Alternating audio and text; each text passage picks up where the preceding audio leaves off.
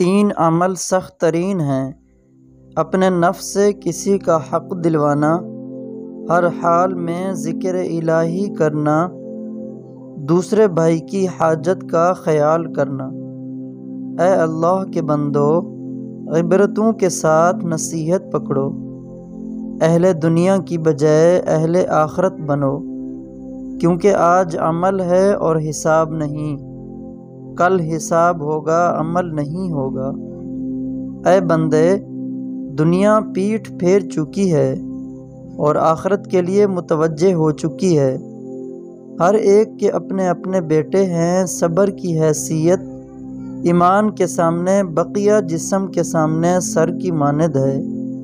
غیر صابر کا ایمان غیر کامل ہے۔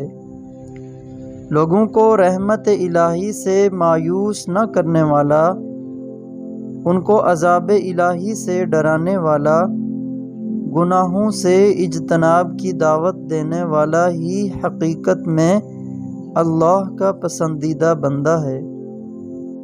اے لوگو، علم کے سرچشمے، سحر کے چراغ، بوسیدہ لباس اور پاکیزہ دال والے بن جاؤ۔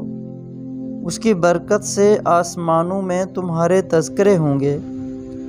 موت اس وقت تک تمہارے دروازے پر دستک دیتی رہے گی جب تک تم میں سے کوئی ایک باقی ہے۔ تم سب نے ایک دن فنا ہو جانا ہے۔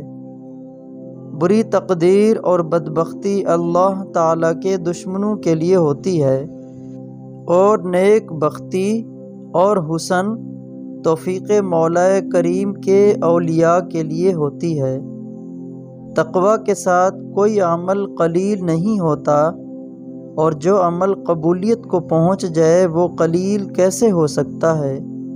اللہ کی رحمت تیرے گناہوں سے بھی زیادہ عظیم ہے، اور اللہ کی رحمت سے تیری مایوسی تیرے گناہوں سے بھی زیادہ ہے۔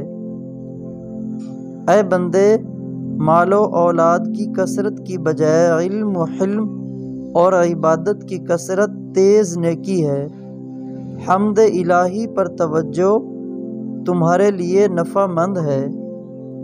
دانت کو کیڑا لگ جائے تو منہ میں ناریل کا پانی اور لیموں کا پانی ڈال کر گھماؤ، دانت کا کیڑا ختم ہو جائے گا۔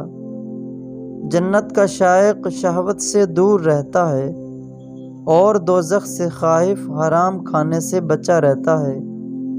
موت کا منتظر خیرات کی طرف جلدی کرنے والا ہوتا ہے۔